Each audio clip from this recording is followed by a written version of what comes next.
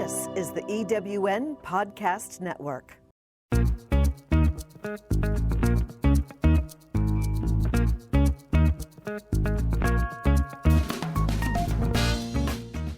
Welcome to Late Boomers, our podcast guide to creating your third act with style, power, and impact. Hi, I'm Kathy Worthington. And I'm Mary Elkins. Join us as we bring you conversations with successful entrepreneurs, entertainers, and people with vision who are making a difference in the world. Everyone has a story, and we'll take you along for the ride on each interview, recounting the journey our guests have taken to get where they are, inspiring you to create your own path to success. Let's get started. Hello, I'm Kathy Worthington. Welcome to our latest episode of Late Boomers. Our guest today, Fred Joyal, is an author, speaker, entrepreneur, and business advisor.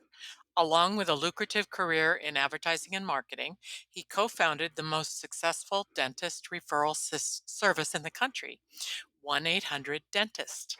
And Fred has also written 2 books on marketing, dabbled in stand-up and improv comedy with the Groundlings, acted in films and TV commercials. He's visited over 44 countries and once beat Sir Richard Branson at chess. But what we want to learn more about today is his book, Superbold, From Underconfident to Charismatic in 90 Days, and about how being bold changed his life and how it can change yours. Welcome, Fred. Thank you very much, Kathy, Mary. I'm excited to be here. Thanks. Glad to have you. Please tell us about your background and about how learning to be bold changed the trajectory of your life. Yeah, I grew up in a small town in Rhode Island, which is the smallest state, so double small. And I was just a very shy, introverted person growing up, and it was very frustrating to me, but I didn't know what to do about it. It What happened is I kept stacking up missed opportunities and missed relationships and missed adventures, and I kept watching bold people, and I think, why are they like this? Like, why are they not processing rejection like I am? Why are they not fearing rejection and failure like I do? And so I just started to push myself very gradually into my discomfort zone, despite not feeling confident or not feeling comfortable at all. And good things started to happen. And I thought, oh, okay, that's interesting. I was expecting it to go badly, and it went pretty well, or it went really well, or something unexpected happened. And then I got in situations where I finally, when I started 1-800-DENTIST, I had built a certain amount of confidence being in the advertising world, because that was the career I loved. When I started working in advertising, I had no idea what I wanted to do initially and in life. But by the time I was 30 and I had discovered advertising, I thought, wow, I have found my tribe.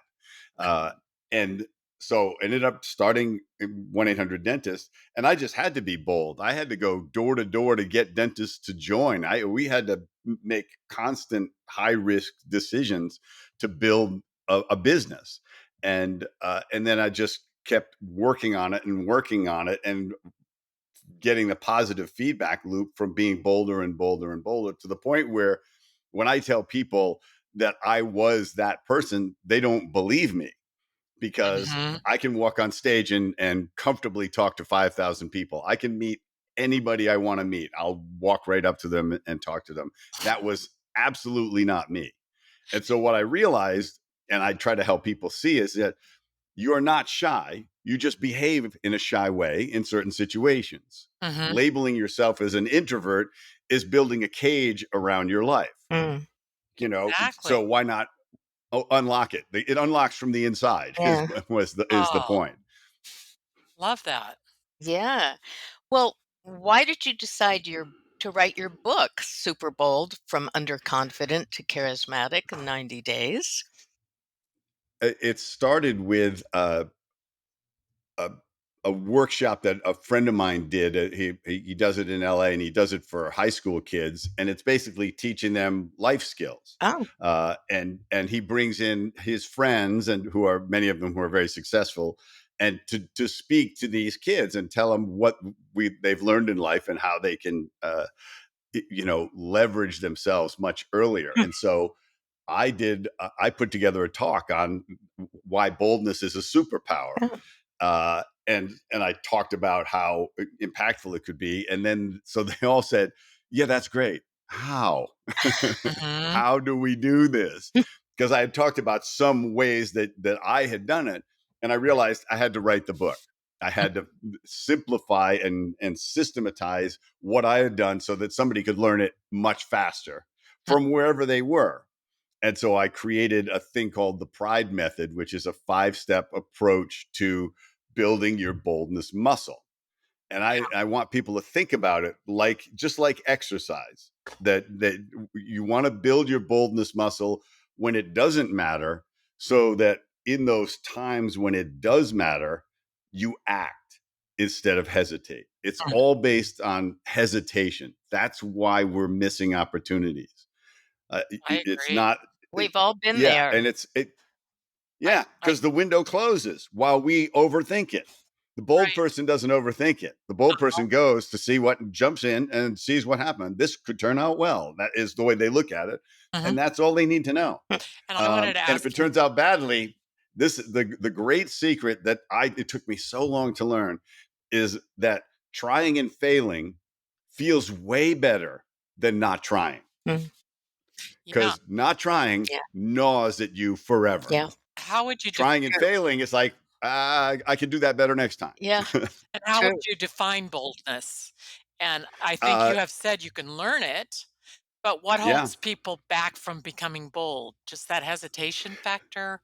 How do you get rid of it's all that? it's it's hesitation and mindset, because they think that they need to be confident in order to take bold action. Oh, And that's the reality that I learned also, is that the opposite is what's true. Is bold action is what builds your Oh, confidence. Bold people do stuff all the time that they are not comfortable with, that they are not confident they're going to succeed at. They are not perfectionists. They are not playing it safe. They're walking out on the ice hoping it doesn't crack, and pretty sure they're going to get to the other side, especially if they speed up, if they start to hear a cracking sound. And because of it, their life is abundant. They don't have a stack of regrets. So it's understanding that everybody has uh, situational boldness, is what I call it. Is there are areas where they're comfortable being bold, mhm, but there's other areas where they're not, and it varies for everybody. And some people, their comfort zone's really tiny, and others pretty far. But what I found is most people have situational hesitation when it matters the most, when it's crucial, when it's important, when they really want to meet that person, or they really need to speak up in that business meeting, or they have to give a eulogy for mm, somebody, and they're like, "Oh, I don't like public speaking." It's a very powerful example in my mind, because I've been to a bunch of funerals at this point in my life, and I see people, when they invite people to speak, I see people who I know love this person can't get up and say a word. And I'm going to get up and I'm going to pour my heart out, because this is it. This is the one chance I get to let the world know how I felt about this person. And it grieves me when I see them say, "Oh, I'm not comfortable in front of people." It's like, this is not a performance. right. This is a moment that you will regret the rest of your life Yeah, if you don't seize it. yeah, that's I true. agree. That's a beautiful analogy to It speak at really a is. funeral. It's like, And I yeah, was really just about to ask you what people miss out on if they're shy or afraid of stepping out. And yeah, that's The certainly one of list them. goes on, because it goes on in their career. They're afraid to ask for a raise. They're afraid to ask for a promotion. They're afraid to quit the job and go do something they love. And 20 years goes by. And guess what? The marketplace is a lot less interested in you, and you got a lot less energy, and you got a home to pay for, and kids to put through college, and all that, and you got the handcuffs on, Yeah. and the clock is running, and that's Mm.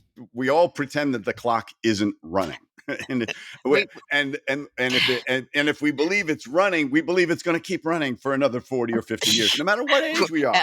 Like at Right. absolutely. 60, we go, I'm going to live to at least 100. My aunt lived to 100, so I probably will too. Yeah. Yeah. You know, Yeah. Well, do you have any examples in your own life of how hesitation and being shy held you back? uh, it's there was the first job opportunity I really got was I was working. I would do random jobs all over the country, really, just to make some money and then travel some more. And I was working in a machine shop, just like a floor hand, just doing stuff. But the owner said, I think you have potential. I think you could sell for me. And so he took me up to his office, and the main office gave me a desk and a phone, and he handed me a list of businesses, and he said, "Here, call these people and see if they would like to do business with us." I couldn't make a single phone call. I couldn't make one cold call. So Uh-huh. after an hour or two of him looking at me, going like, "What are you doing?" I just back to the machine shop, Mm. and it gripped me so much. It's like, wow, I was my hesitation was totally in control of me, and it just made me so angry. I said, I have to get through this. And of course, the irony of irony is, I have my main business was based on a phone number. So Mhm. Yeah. Yeah. so it's all about making phone calls, and that's all we did as a business, and that's all what Gary, my partner, and I did was we made cold calls all the time because we had to. And I realized you don't die. But I also we hired a couple of the salespeople, and they would have somebody hang up on them, curse them out. They just dial again. Yeah. And I said, wow, that's so interesting. They have figured out that rejection has nothing to do with them. Mhm. It's just a timing issue or a lack of interest. And they just say, oh, I'm closer to a sale because I have eliminated, I'm going to make 100 calls and I'm going to get a sale. So I'm closer. Instead of saying, oh, I need a break. Oh, I can't believe that guy hung up on me. Of course, Oh. I would hang up on you too, probably, and that's so we're hanging up on people all the time. It's like, why Oh would, my you gosh. know, so uh it, but and there was a time where this woman that I really felt like I we could have had a great future together, but we had a friendship, and then uh and I never spoke up. I never advanced it. And there was a moment where we were alone together, and I could have advanced it, and I didn't. And then years later, she got married, and uh, her one of her bridesmaids that was driving her to the airport, and she said, Susan actually told me like 6 months before the wedding that she was unsure about, marrying Bill. Um, and her friend said, why? And she says, I think I'm still in love with Fred. It's like, so neither of us spoke up. And Oh, of course, makes me cry. it was and of course she's very happily married and everything, and I was eventually very happily married as well. But it that was important for me because it burned so much. It was like, wow, all I had to the moment was there, and I failed to act, and I had that was like the moment where I said, I can't be this person anymore. Yeah. I can't I can't let this happen Yeah. anymore. Exactly right. And can you describe to us what you call the pride method? Tell Yes. us about that. It's my book, Superbold, has a series of exercises that are all based actually on improv comedy, how people learn to do improv comedy. It's the same principles of Yes. starting non-verbally and working your way up to some very daring things. And so the 5 steps, pride is an acronym. And the 5 steps are preparation, relaxing, insight, dosage, and everyday action. And so I can summarize quickly each one, but it's Mhm. for preparation, for example. If you're going to meet somebody, if you see like, oh, there's Tom Hanks, I want to talk to him. I think he's fantastic. Prepare what you're going to say. Don't just go up and go, hey, can we do a selfie? It's like, because you're just being intrusive. Um, and so say, you know what? When I saw Philadelphia, it really changed how I saw gay people and their lives. And I just wanted to thank you for making that movie. What do you think he's going to say to that? He's going to say, I'm so happy you said that because that's why I made that movie. Mm-hmm. And you've had a real exchange with somebody you admire Yeah. incredibly. Yeah, I love that. Yeah. Yeah. So prepare what you're going to say. And So that's the first step. The second step is relaxing. Realize that you can relax yourself, but it's not by somebody saying, "Why don't you just relax?" It's that has the opposite effect, right? It's like, I Mhm. look nervous. I didn't realize I also look nervous. That makes me even more nervous. Now I'm sweating even more. Mhm. But if you learn to use your breath, like when I go on stage, big stage, I'm backstage, I take 3 deep breaths and I feel myself stabilizing, Mm. and I'm in control of my state at that point. Now I don't want to be sluggish. I want to be energized. I want to flip that anxiety and turn it into energy. I want to give that audience my full energy. And as soon as you do that, your memory works, your tongue works, all of those, just like when you're anxious, those things all shut down. Your lizard brain is taking over. So breathing is incredibly powerful. And then checking your physiology, if are you tensed up, and just release it, just shake it off. And you suddenly Yeah. realize, wow, I can We're all control doing my it now. state. We're doing it. Yeah. Yeah, yeah. And it's that's the thing, is once you realize you can control it, then that relaxes you. It's like it's a double effect. Mm. And Mhm. you say, okay, now I can be energized. I can even be a little anxious, but it's not going to stop me. Mhm. And so the I is insights, key insights, and one of them, we talked a little bit about it, but it's basically this: nobody's thinking about you anywhere near as much as you think they are. True. Mhm. Who are they thinking about? Themselves, of course. Themselves. Themselves. They go right back to themselves. They'll think about you for a few seconds, Right. and they have judgments about you. They Mhm. they are they are saying, and they're like Fred. He's a loudmouth. There's like he should never wear those glasses. They're like, his haircut looks stupid. I mean, they at a glance they have 16 judgments about me. Right? He should Mhm. never wear those shoes. Whatever it is, they got all of these things, and we do the same thing. Mhm. We walk around going, that woman should never wear that dress. That guy's going to have a heart attack if he eats any more Chick-fil-A, right? It's like I we do. do it, and we're totally wrong. Like, I do this, I have judgments about people, and I deliberately meet them and dispel my belief about them, because it's 95% of the time I've come up with an idiotic judgment based on all my biases and life experience and everything.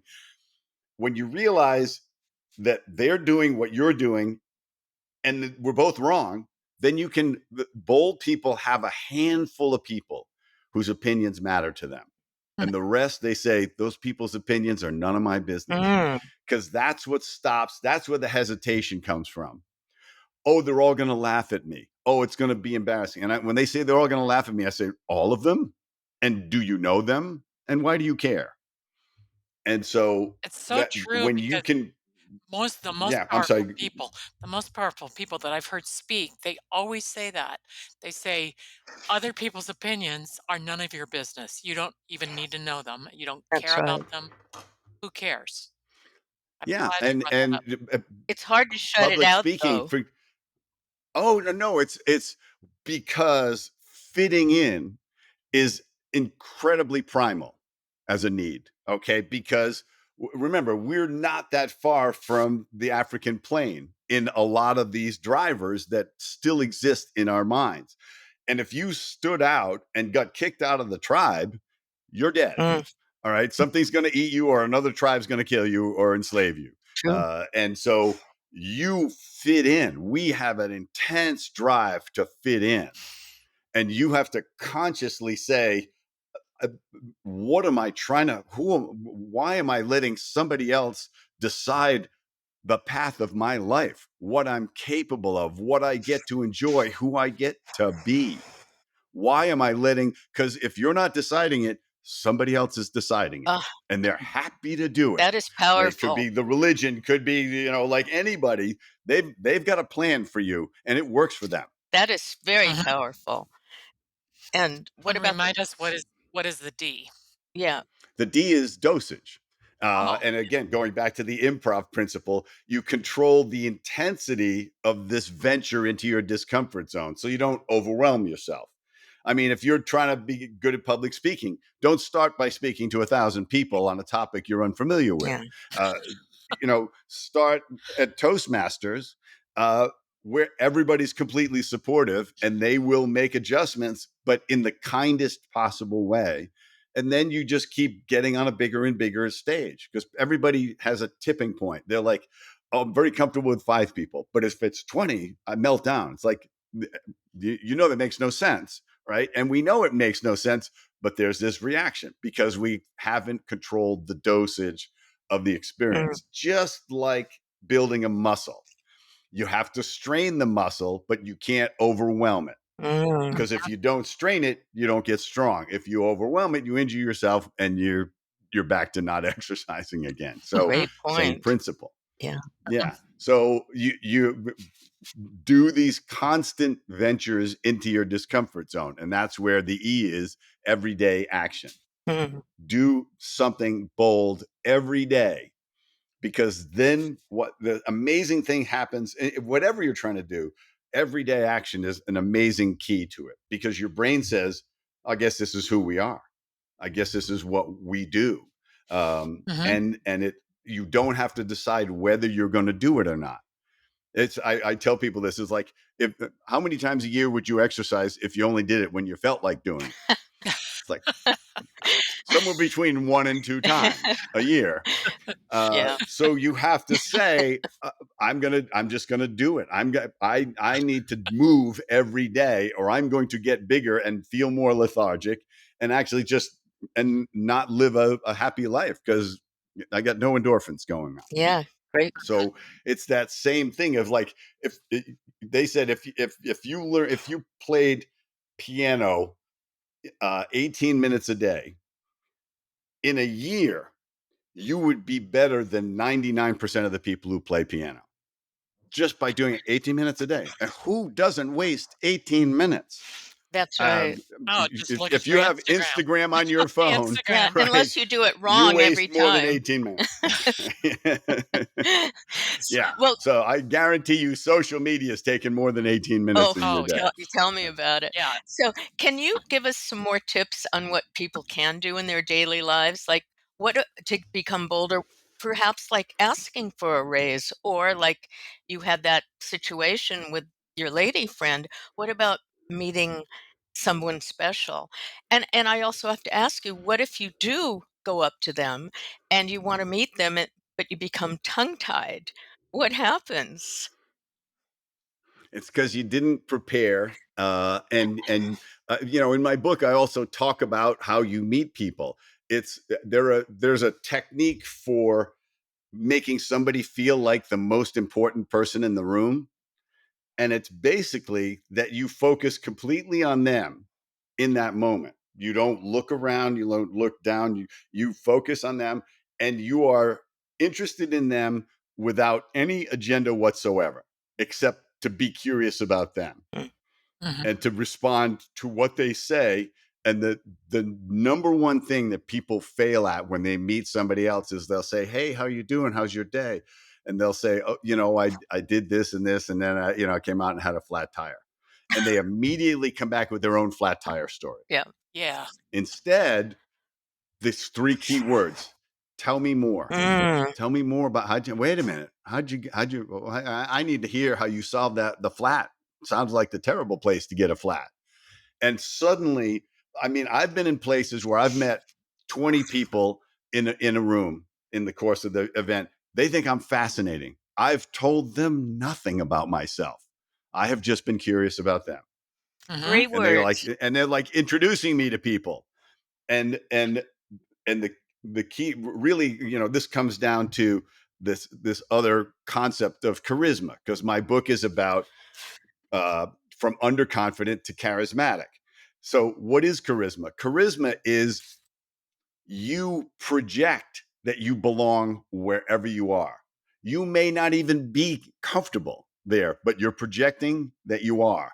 And that draws people like a magnet. And Mm-hmm. and so uh, if you project that, people pick up on that. I'm single, so I'm out meeting people, and recently I was at the bar with a friend of mine, and we're just, he was new in town, and he was very excited about going out, so I took him out, and I saw these two women at a table that I thought, geez, I would like to talk to them, but they were off having dinner and stuff. So the average person would say, uh, they don't want me going over and talking to them. They're having a private dinner. They're not interested. They would start to play the hesitation tapes that would stop them from walking over and talking to them. So what I do is I walk over and talk to them. And I just say, excuse me, I don't want to for interrupting your private meal, but I just want to tell you two are just dazzling, and I just had to come over and tell you that. And if I can buy you a drink, I'm happy to do it, and then I'll be on my way. Well, conversation goes on for 10 minutes after that, and then I break away. I don't linger indefinitely. I walk away, and as they leave, the table and they walk by me, I said to the one that I thought was more interested in me, I said, she just looked at me and smiled, and she said, bye. And I said, would you like to see me again? And she said, yes, I would. Wow. And so we exchanged phone numbers. And actually, we didn't exchange phone numbers. I gave her my phone number, so it was totally safe for her. She didn't have to give me her phone number. Mm-hmm. And of course, in those situations, you could never hear from them again. And I would be okay with that, because I asked her if she would be interested in seeing me again. Yeah, Mm-hmm. If I I was hadn't, I thought it was that would have gnawed at me, because I only started and I didn't finish. And how you finish is how it matters. because it could be very touchy for a man walking up to a strange woman these days. It's Yeah. whatever is Yeah. socially correct these days, and women don't know. We don't know you from Adam, and so it could be a very embarrassing and touchy situation. And they could have easily said, excuse us, we're eating. And I would have walked away, knowing that respecting that and not being intrusive, that finding out I was being intrusive and walking away and just saying, I'm sorry, and go. But I wouldn't have the regret Mm. of Mm-hmm. not Hey, did going she over and call you? talking to them. Did she call you? Yes, she did. Yes, she did. Ah, Yeah, Yeah. bravo. congratulations. Yeah. So Yeah. these are some of your guiding principles on the path to boldness, and what are the others? Yeah, and and so doing something like that emboldens you literally to do it in other places. To say to your boss, what's it going to take for me to get a promotion? I really need to understand that. Now you got to be prepared to have that conversation, because you got to be able to say, this is what I've done and this is how I plan to get better, and this is the value I can bring to the business. If you don't prepare those things, you're not going to be able to ask for a promotion, because the boss is going to say, so why? So you can't just go, oh, because I bought a house and and I need more money. It's like, I didn't tell you to buy a house. I didn't tell you to have 4 kids. All right. It's like, you're here to make me successful. Yeah. That's why you're here. Mm-hmm. I'm not supporting you for the rewards of that. Yeah. Um, and so that preparation is really important. And then you have to be bold enough to say, I really I think I deserve this, and I really don't want to look for another job. But if I don't get it, I'm probably going to have to look for another job. That's the bold thing you have to be able to say, risking the fact that he might say, "Fine, go look for another Right, job." right. Yeah, Yeah. could go that way. It could. Just like those women could have said, "Get out of our face, boy." Like Mhm. we're not interested in meeting Yeah. you. Uh, Mhm. so, but again, every one of those things, now you got a boldness muscle that's a little stronger and a little stronger, because it doesn't get weaker from trying and failing. It gets stronger. Mm, yeah. The only person you need permission from to have the life you want is you. Mm. Mhm. And if you're not giving yourself permission, you're just waiting for somebody else to do it. And guess what? They're not coming. And that's the guiding principle. Yeah. Mm, Mhm. good one. Well, Because we're in the game of life, yeah. right? But we don't know how long the coach is going to let us play. We're all pretending like the game goes on indefinitely, and the game could go on for about 15 more minutes if Mhm. we have no idea. So Yeah, Mhm. that play full out is the point. Yeah. yeah. So Well, you mentioned charisma before, and I think we meet people who have this kind of charisma. Like, I think in your book you mentioned you met Bill Clinton. I know I met Dudamel over at the Disney Concert Hall, and he took that 1 minute that he had and looked me straight in the eye, and we had a conversation where I felt like important, like the only person in the room. What we said, I have no idea, but talk a little bit more about charisma if you could. that thing, that focus on one person, that makes them feel like the only person in the room. There's actually a technique for when you're speaking publicly, if you can see the audience. If the audience is so big you can't see, it doesn't work. But if you just are constantly speaking and scanning the audience, it doesn't work anywhere near as well as stopping and making eye contact with somebody and making your point, and then moving and moving and moving. Talk to one person at a time in the room, and everybody else that's watching you connect with that person feels the connection Mm, themselves. It's a really interesting thing. So when you're that focused on somebody else, it's radiating out into the room, mm, and it's magnetizing the room. It's drawing them towards you, one, because you're comfortable, but also because you're not trying to prove anything. You don't need anything from anybody. And what happens is you get it. It's just like desperation is a magnificent repellent to Mhm. meeting somebody. it Uh, is. that you can radiate desperation really easily, and nobody comes near you. And But I I agree with also you I about Bill Clinton. I met him several times, and he makes you the only person in the room. He never once looks over your shoulder at who's next in line. He just doesn't. no, He knows the timing. He can stop talking to you on time, but he just zeroes in on you. right, Everyone right. just fell in love with him like instantly.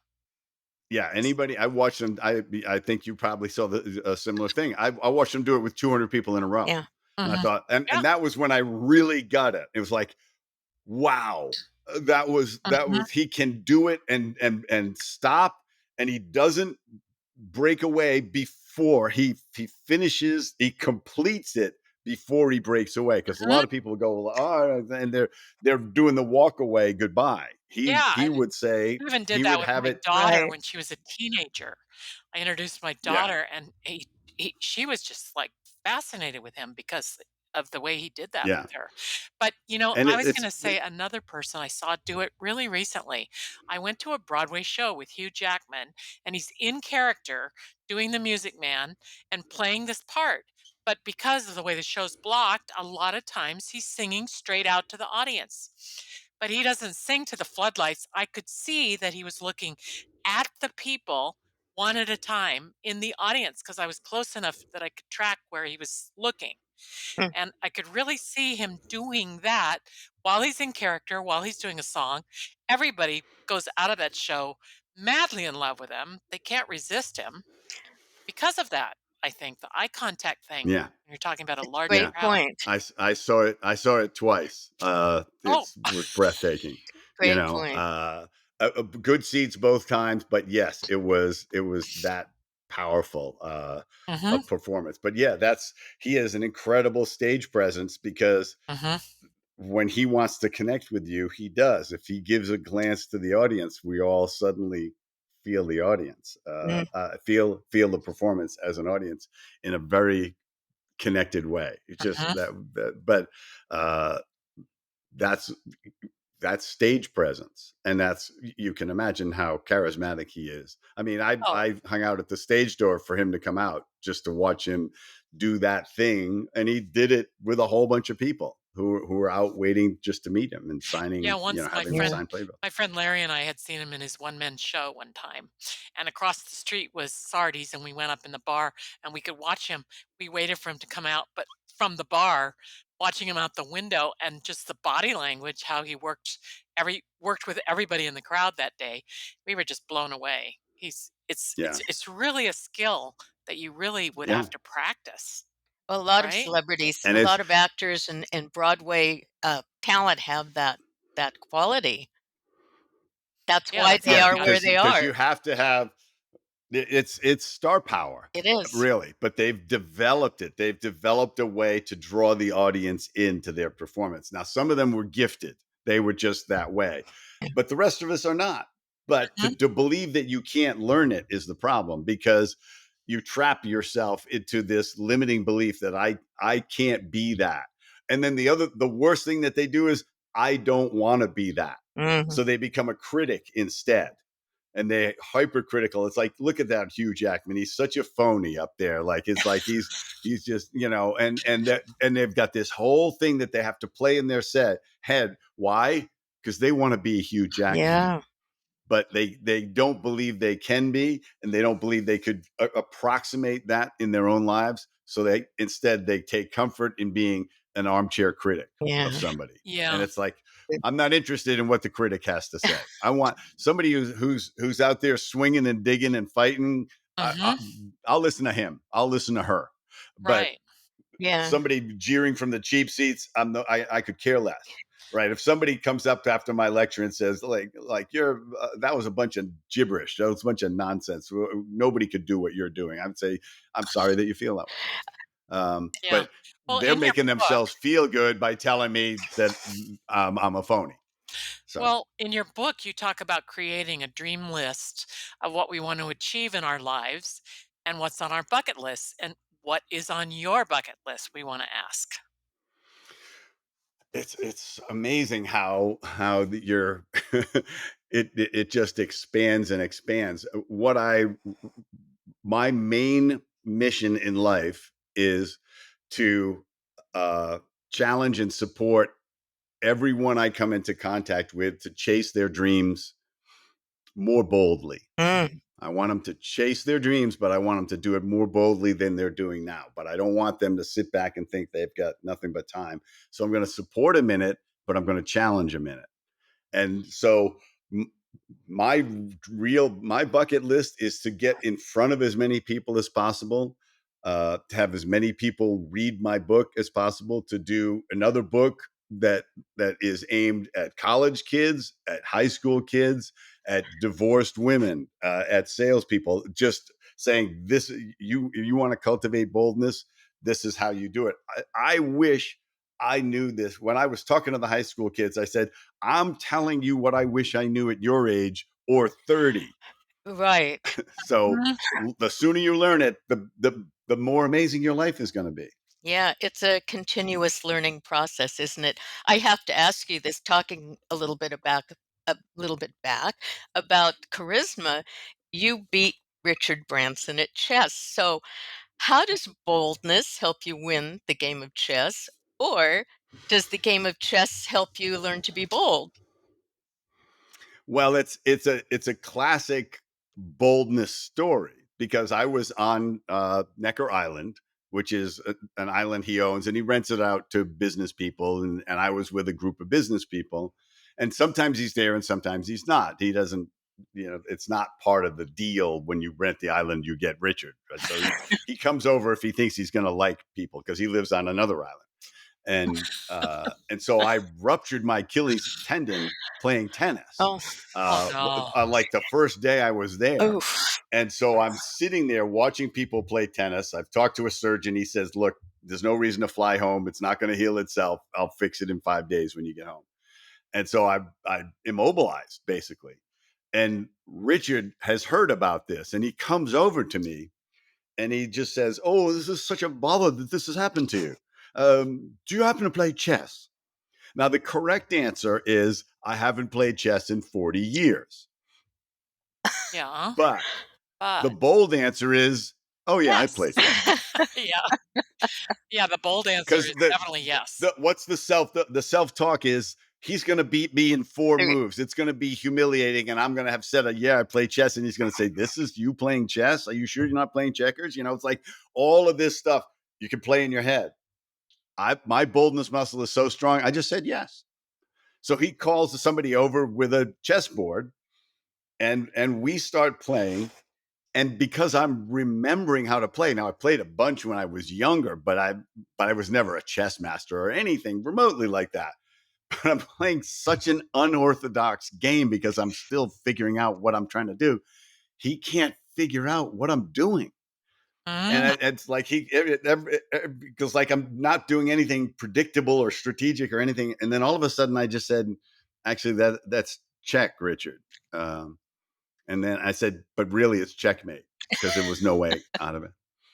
And he just looked at it and looked at me and called me a horrible name and immediately set the chessboard up again to play again.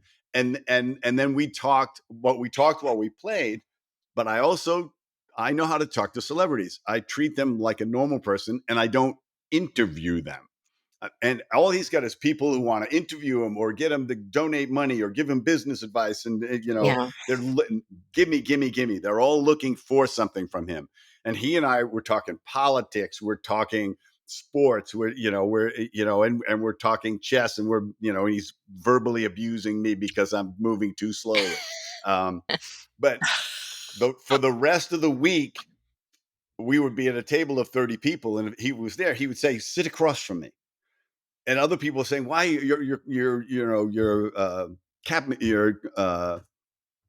uh, you're limiting our chance to get to Richard?" And I said, "He's asking me to sit across from him. I'm not going to say no." Um, and and he would try to find me on the island during the day to play chess again. And then I saw him like a year later, and I just saw him in another place where we all were, and he was just sitting there with his wife. And I just said hi, and I said, I'm looking forward to playing chess with you again sometime. He says, how about right now?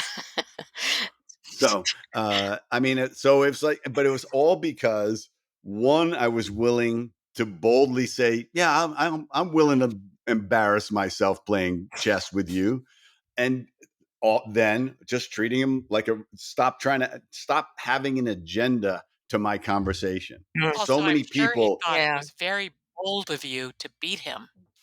I think a lot of Yes, people well, would have yeah, it rather was. people would it's have like, felt they had to why let aren't him you win. letting me win? Yeah, I'm like, yeah, yeah. that would impress me if you did, He wanted to beat but you I again. never, and he enjoyed beating me every time after that. I never beat him again Yeah. because he's a much better chess player than You I am. didn't need to. No, I get the bragging rights, right? He can never take that away from me. I beat him Yeah. once. Even if Yeah.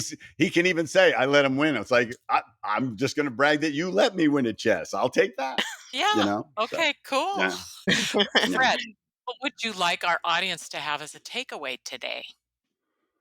Uh, the the concept I'd like you to think about is that people are always saying carpe diem, seize the day. The reality is you don't have all day most of the time.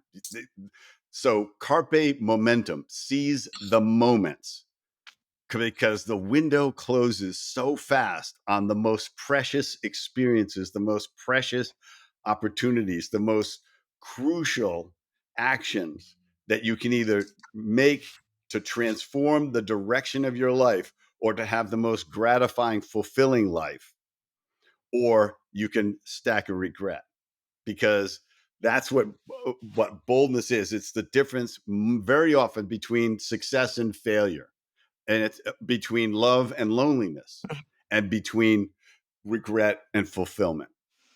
Mm, So carpe momentum. I Carpe love momentum. that. That's Love great. it. Thank you so much, Fred.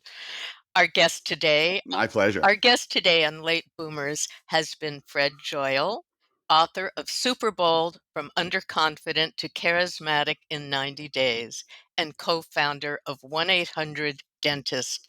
You can reach Fred at fredjoyal.com.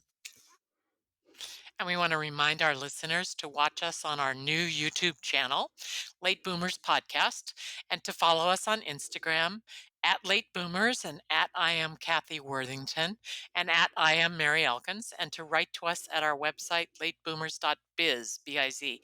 And we always try to bring you some inspiration and knowledge, and we hope that it helps you a little on your way. Please tell your friends to subscribe to our podcast. We're on every podcast platform and, of course, YouTube. And thanks very much for listening. And thanks so much for being here with us, Fred. Thank you.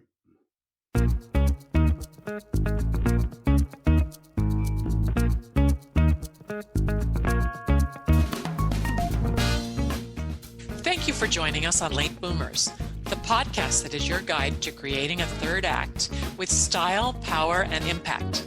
Please visit our website and get in touch with us at lateboomers.biz. If you would like to listen to or download other episodes of Late Boomers, go to ewnpodcastnetwork.com. This podcast is also available on Spotify, Apple Podcast, and most other major podcast sites. We hope you make use of the wisdom you've gained here and that you enjoy a successful third act with your own style, power, and impact.